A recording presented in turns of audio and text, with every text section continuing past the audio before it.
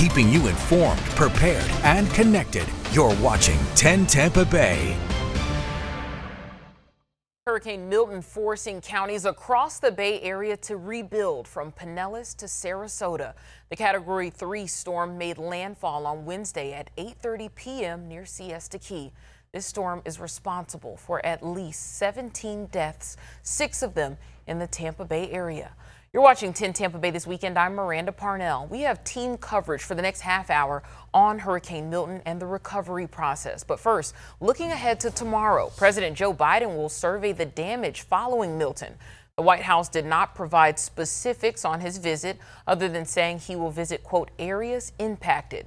We are working to learn more, including where and exactly when the president will visit. On Friday, the commander-in-chief said federal help won't let up anytime soon. Right now, several agencies are working to rescue families from rising floodwaters in Pasco County. 10 Tampa Bay's Angelicia Bruton is live in Wesley Chapel, where first responders are working to save those neighbors as this water continues to rise. Angelicia. Yeah, Miranda, the Pasco County Sheriff's Office says they've rescued more than 100 people and dozens of pets. I don't know if you guys can hear, but they just rescued some cats and they're meowing like crazy right here to my right. And I've only been here for less than 3 hours, and I can show you guys this water right now. It is slowly starting to creep up the neighborhood. Eventually, these mailboxes are going to be covered. You can see there's some high water vehicles rescuing some people right now out of this area. And crews were telling me that they've been in and out of this neighborhood since early this morning. We spoke to one neighbor who says he's lived in this community his whole life. He says flooding is common here, but not like this. Instead of stressing, he says he's focusing on what he can control, and that is helping his neighborhood.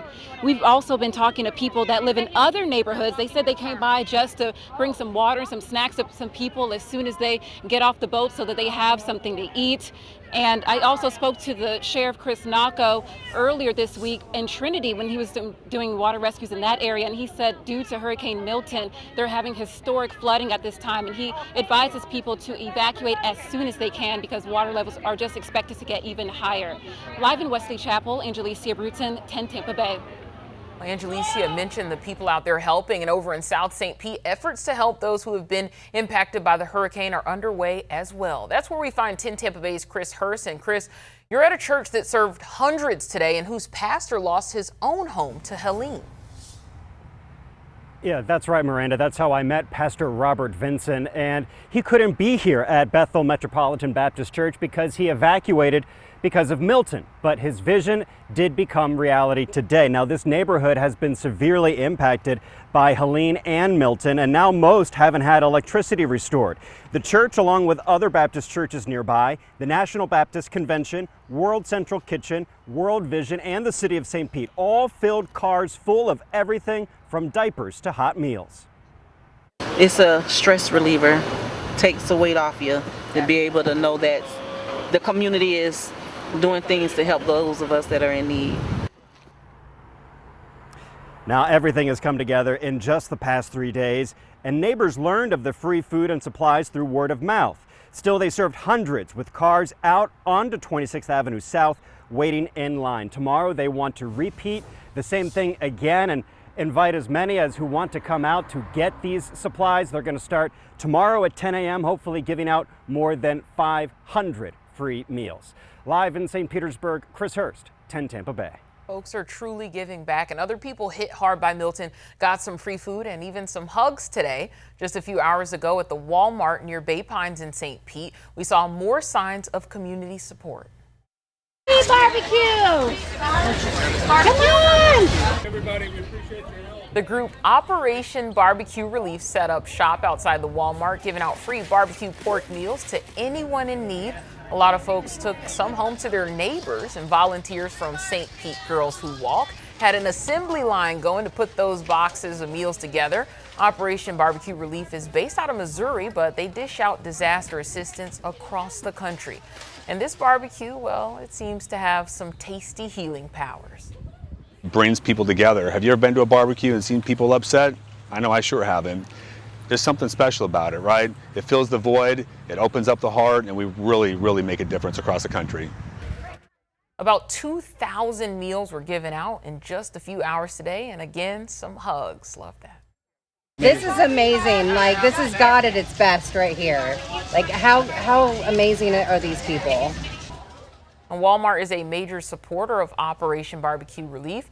The company helped make today's effort happen. And if you know of any other bright spots going on during this storm recovery process, just let us know here at 10 Tampa Bay. We want to spread that sunshine. Speaking of spreading some sunshine, my favorite face to see, meteorologist Colleen Campbell. Colleen, you always volunteer with St. Pete Girls Who Walk as well. I do. Yeah, they're an excellent group of ladies, and anybody can join. It's not just ladies. They have St. Pete guys who walk too. So please, if you want to volunteer, reach out to me. I'll be more than happy to connect you with a group of folks that are trying to do some good, and it's so easy and so beneficial. So let's check on those flooding levels. We still have a lot of green on the map here, indicating that we still have levels that are high for those local waterways, and this has been the case since we've had so much rain. This is not related to surge. Basically, these waterways are just filled and saturated, and there's nowhere for that water to go. Some good news, it looks like most of these places are reaching that crest. If not, they will reach the crest soon. Now, the Withlacoochee is a one area that we do have to keep watching, because you see over the next few days, although it won't be a dramatic rise, it is continuing to rise just in the slightest degree over the next several days. But the Hillsborough River did reach crest today, and it looks like it will slowly but steadily be going down to that moderate and eventually minor flood stage. So what you need to know, we do have a weather impact alert until tomorrow. So what that basically is saying is that we want you to be careful now through Sunday, because we have those rising waters, or the water levels are high. Many folks still out of their homes, flooded homes across Pasco and Hernando County especially. And what you need to do is make sure you take breaks, be patient, help out one another. I know the gas lines are really long and everybody's really struggling right now, but please come together and we will get through this. Slow improvements. And please, if you need any help, don't be afraid to reach out. Miranda? Like Colleen mentioned, many folks are still scrambling to find gas in the wake of Hurricane Milton. Relief may be in sight. Now, Port Tampa Bay has now resumed distribution of fuel and reopened its shipping channels. There was a power problem, but now all 7 fuel terminal operators have power. So we should start seeing more trucks delivering to gas stations. Now, some experts say it'll take until Tuesday or Wednesday for gas issues to be resolved. Now, the few stations around the Bay Area that do have gas are seeing outrageously long lines, including in Bradenton. 10 Tampa Bay's Nick Volturo was out all day searching for gas in downtown Bradenton, and right now it sounds like patience is key.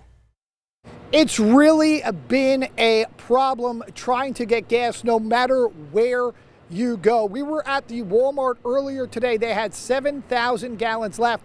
That was tapped out almost immediately as people were waiting online for hours. Some people even were pushing their car in. We had to leave that location. Now we're at the Wawa in Bradenton. As you can see, it is more of the same. Just take a look over here. As you can see, these lines starting to build up. Now, we know this Wawa just got in gas a short time ago, so that is one of the big problems right now. There are only so few gas stations that actually have fuel, and if you take a look on the other side over here, you can see that there are police along with security stationed at all these pumps trying to regulate traffic, making sure things are going smoothly. But one of the big issues is there's still about 40% of Manatee County that is out of power. A large chunk of that right here in the Bradenton area, more than 100,000 people. And without power to fuel and power those pumps, a lot of these gas stations cannot open up. And the people that we spoke with that were waiting on lines for hours described this as a post-apocalyptic society and have never seen anything this dire before. Yeah, it absolutely does. I mean, I've been out here. I came out here last night, sat in line, ran out of gas, and then came back this morning and saw the tanker truck, pulled right in, sat in line, and I'm just trying to get gas for friends, family, people that need it. Waiting in line. I mean, trying to get in line, they directing traffic. I mean, I've been probably sitting in here probably 2 hours trying to get gas, and I'm trying to get 4 or 5 gallon cans. Police are just asking people to be patient, be respectful. They know this is stressful. A lot of people are dealing with the same situation, but if they can just be patient, be respectful when they're in line, it will make this process go a lot smoother. Reporting in Bradenton, Nick Volturo, 10 Tampa Bay. Be patient, be kind. We heard some of y'all were fist fighting. Don't do that. Now, as so many in our area hunt for gas, Governor Ron DeSantis announced that the state would be opening some free distribution sites for fuel. The governor said there will be sites open in Plant City, Bradenton, and St. Pete, and that each resident can get up to 10 gallons. Now, we have more information for you on that on 10tampabay.com. But as for today, we want to let you know on social media, the city of St. Pete said they already ran out for the day. They posted that just after 3:30 this afternoon. Now, along with gas, many are wondering when the power will come back on. At last check, over 1.2 million customers are still without electricity across the state. Pinellas and Hillsborough are seeing the most power outages at this hour. Major electric companies are now sharing when you might expect to see the lights come back on. Duke Energy expects power to come back on. They say that could be happening Sunday to Tuesday. And Citrus, Hernando, Highlands, and Polk, that could be midnight Sunday. They're estimating Tuesday at midnight for Pasco and Pinellas counties. Florida Power and Light says it's targeting 90% restoration by the end of the day Monday. And Tampa Electric has a goal of midnight on Thursday to get the majority of their customers back up and running. Now, all of that is happening as some parts of Tampa Bay are still under a boil water notice, while some others have now been lifted. In Pinellas, right now, a boil water notice is still in effect for St. Pete until Monday. Over in Hillsborough, the advisory for Seffner and the North Brandon area has been lifted. Officials say those with low water pressure should take precautionary boil water measures just in case. And we have a county-by-county guide for you on 10tampabay.com. Now, when it comes to school districts across the Bay Area, they've now started announcing when they will reopen and their plans moving forward. In Citrus, all schools will reopen on Monday. In Pasco, Pinellas, and Sarasota, schools will remain closed on Monday. Over in Hardy County, officials notified us less than 2 hours ago that staff will return on Monday, with students returning on Tuesday. And Manatee officials are hoping students will return to campuses by Tuesday. We are waiting to hear updates from several other counties, and we will continue to bring you the latest as we learn more, both on air and online. Now, as thousands look to rebuild, scammers are out to get your hard-earned cash. Next, tips to spot fake contractors and how to stop them in their tracks. Plus, cleaning up your home and getting rid of the trash. In minutes, the areas where you can start dropping off your debris.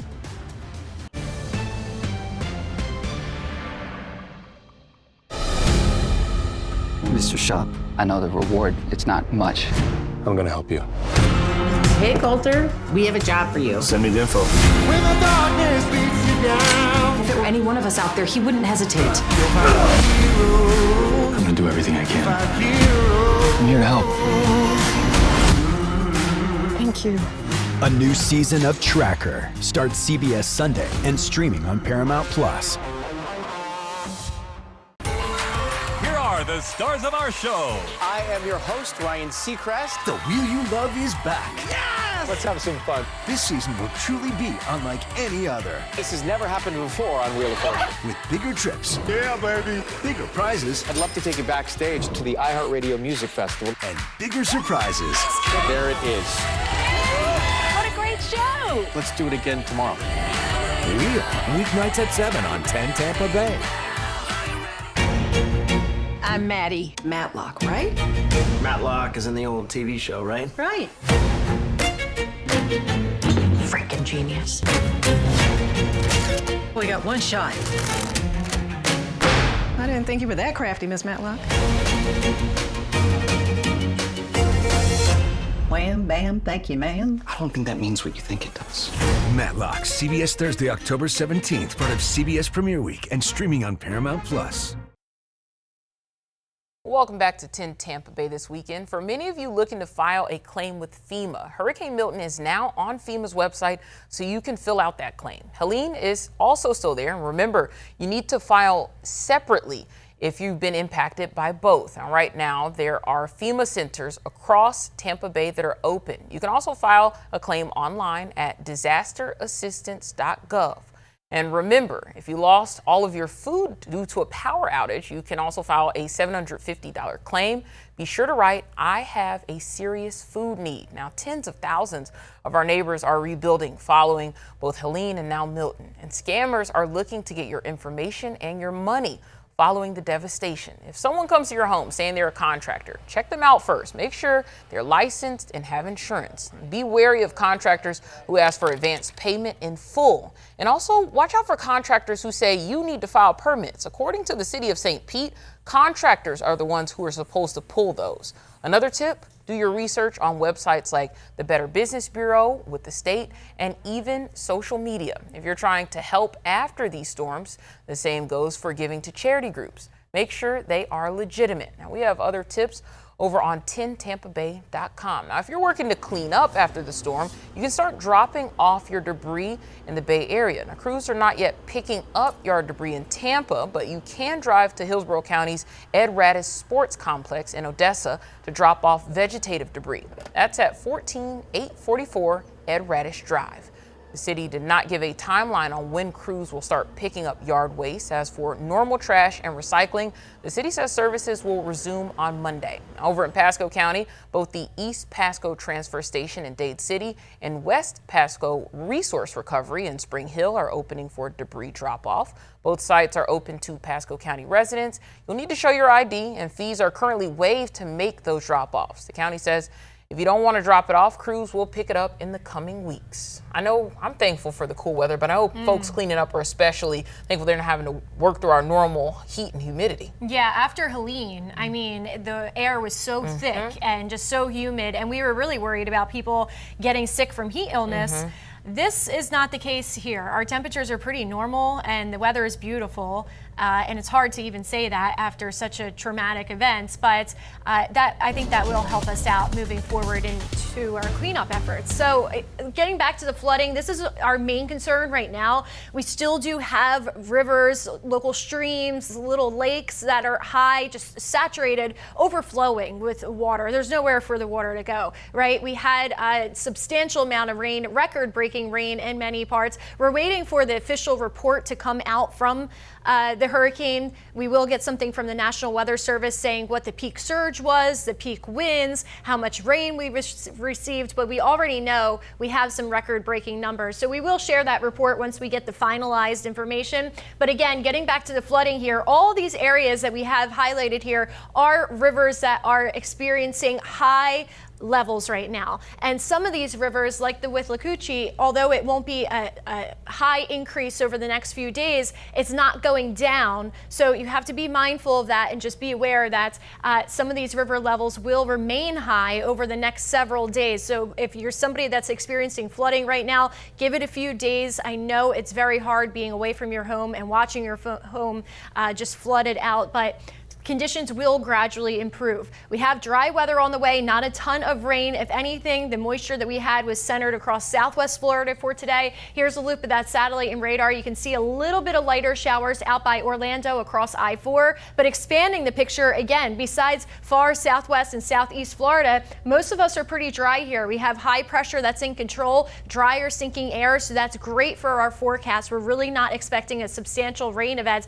any rain at all, really, and that will help with these rivers as those waters begin to subside and help with the cleanup process for everybody just trying to move on after Milton. Right now, temperatures are in the lower 80s, and again, I hate to say this, but it feels fantastic outside. I know this was a hard event to get through. Believe me, we're all getting through it together. There's that high pressure front drops in as we move into this upcoming week, so even cooler air is on the way as we enter into about Wednesday, Thursday. We're going to have morning lows in the upper 50s in some spots, lower 60s. There's that high pressure taking over all of that drier air. That means lower humidity and a break to breathe, really, as we move into this upcoming week. Currently, our winds are a little bit mixed, but generally we have winds coming in from the northeasterly flow at times. And again, winds are nice and light. Every now and again, you will get a refreshing breeze. Overnight, our temperatures are generally in the well, for our northern sections, lower to mid 60s, but then we have some lower 70s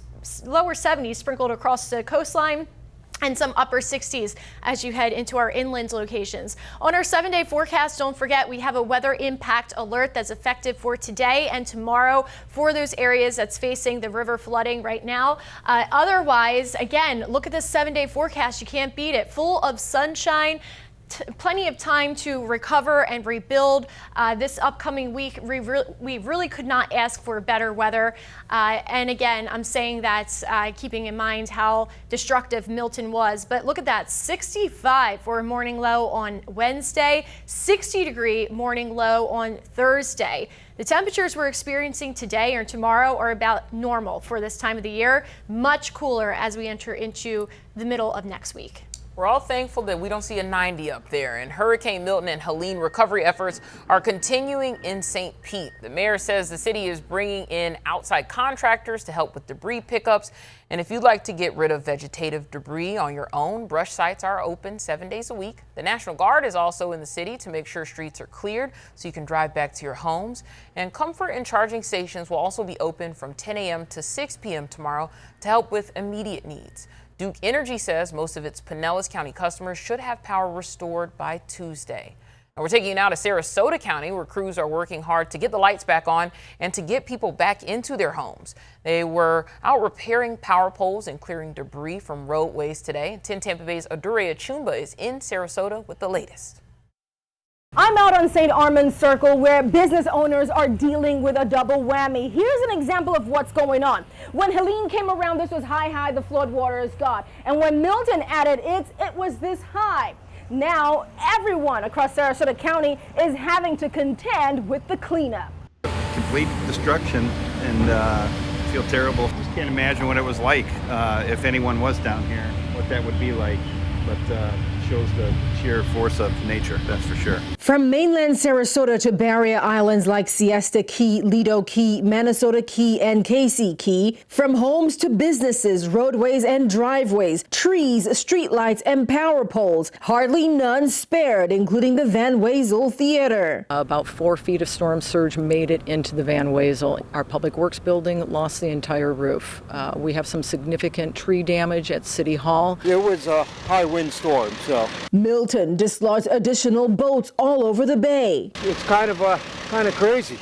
I also think about Gilligan's Island. That's what it reminds me of. Today, along with FDOT crews working on the Little Ringling Bridge, City of Sarasota crews were out in full force to start the cleanup and are remobilizing teams for debris pickup. Get those out onto the curb, and then hopefully, we believe in about 1 week, those contractors will be out picking up the storm debris. Meanwhile, the community is trying to stay positive and keep hope alive. I think we fared pretty well considering what they were predicting. I feel sorry for all the folks here in town, and I know they're going to rebuild. It's going to take months, if not longer, for us to rebuild, but we will come back. In Sarasota, Aduria Chumba, 10 Tampa Bay. And for folks who were impacted by Milton or Helene in Sarasota and around the Bay Area, right now there are resources available. You can go to 10tampabay.com/recovery. There you'll find resources including help with medical care, food, and other needs. We got you. I really appreciate you and Dad taking us in. I am so glad that you and Cece are here. And Georgie. Nice of the kid to make breakfast. This is where you say, thank you, Georgie. That ain't necessary. See, that ain't necessary. Got the baby down. Listen to her snore. You won't fool around. Y'all left this on the coffee table. Georgie and Mandy's First Marriage premieres Thursday, October 17th, part of CBS Premiere Week and streaming on Paramount+. Jeopardy is for everybody. That's amazing. Oh, yeah. With players just like you. Paramedic, a retired teacher, psychiatrist. I'm a little bit competitive. That's the spirit. Watch their victories. We have a giant killer. And heartbreaks. Oh, no. The next super champion could be anyone. It's almost like a superhero origin story. It could be you. Oh, wow. It's all happening on Jeopardy! Jeopardy weeknights at 7:30, right here on 10 Tampa Bay. Federal agents! NCIS! You done, bro? Special Agent Leroy Jeffo Gibbs. We go where the evidence takes us. Keep digging. We got less than 24 hours.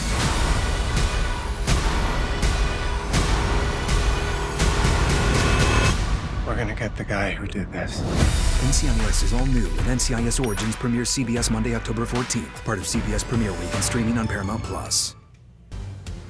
All right, welcome back. I want to put everybody's worries at ease because I know there are some rumors swirling about a potential tropical system. This is what we got right now over the next several days. That system that you see, AL94, has a 30% chance, low chance of development in the next 24 hours to the next several days. And it's nowhere near us here in Florida right now. We will continue to watch it, of course. Leslie is a remnant low, no worries with that. And when you look at this 7-day forecast, I mean, we have a ton of sunshine on the way and cooler temperatures by next week, all something to look forward to. Absolutely. Loving those cooler temperatures as people continue to rebuild. I know that it's already hard enough, but hopefully that can make it just the tiniest bit easier. Thank you all for joining us, and we'll see you tonight at 11.